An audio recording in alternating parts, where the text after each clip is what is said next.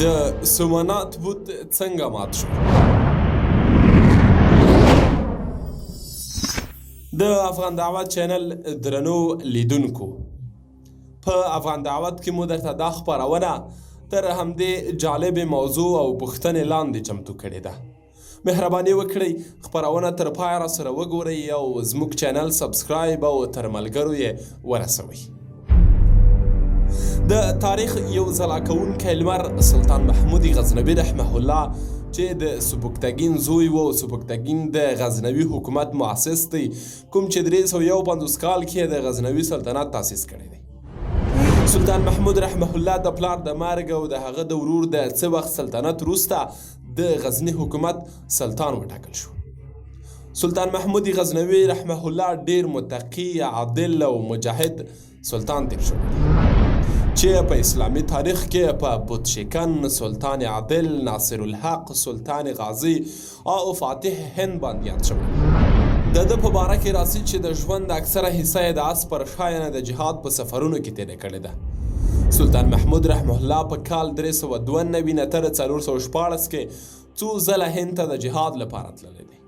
کله چې د سومنات د فتح لپاره اراده وکړه نو د لوی پکتیانې د خوست، پکتیا، پکتیکا په لار د کورمیټل هنګو چې اوس د ګاونډي هیواد پاکستان سیمې بلل کیږي په دغو سیمو لاړ. کله چې هند ته ورسید په لاره یې واړه واړه د هندوانو عبادت ځایونه فتح او بتان یې مات کړل او ان تر سومنات پورې دغه کار وکړ.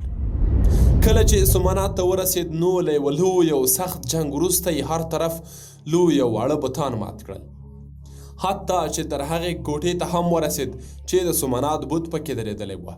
خو درېدل یې څه عجیبه وه چې په یوه لویه کوټه کې په هوایي شکل ولاړ وه، نه لاندې او نه پاسه، نه ښي او نه چپ، نه مخکې او نه وروسته یې کوم ستن یا تار لرلو، بلکې په هوا کې ولاړ وه.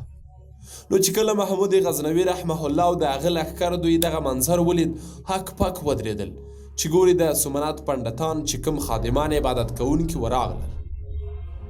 سلطان محمود رحمه الله ته لاس پر پښو ورپرېوتل چې څومره مال او جواهرات غواړي تیار یو، خو دغه د سومنات بت مه ماتوئ. سلطان محمود رحمه الله ورته وویل موږ مشوره کوو. بس ټول امیران قمندانان یې راټول کړل د مشورې په خاطر. بس خو چا یې ماتول غوره کړل او ځینې وویل مال جواهر ښه دي، ځکه ویلې چې موږ به نور د جهاد کارونه پرې وکړو. مجلس ختم شو. سلطان محمود غزنوي رحمه الله له لږې شیبې د سکون په خاطر ویده شو چې ګوري په خوب کې 2 فرښتې راغلې او سلطان محمود رحمه الله یې لاس نیولی د جهنم پر لور روان کړی. په دغه وخت کې یو بله فرښته راغله، د 2 فرښتو ته وایي چې دغه ولې جهنم ته غورځوئ، دا خو بت شکن ده. نو فرښتو جواب ورکړ چې دغه بت فروش ده. نو له خوبه د پاڅېدو سره یې د سومنات بت د ماتولو په تکل لاړ. ګوري چې هلته له بت ګوتې ماتې کړي، لاس را مات کړي، بت هماغه شان ولاړ ده.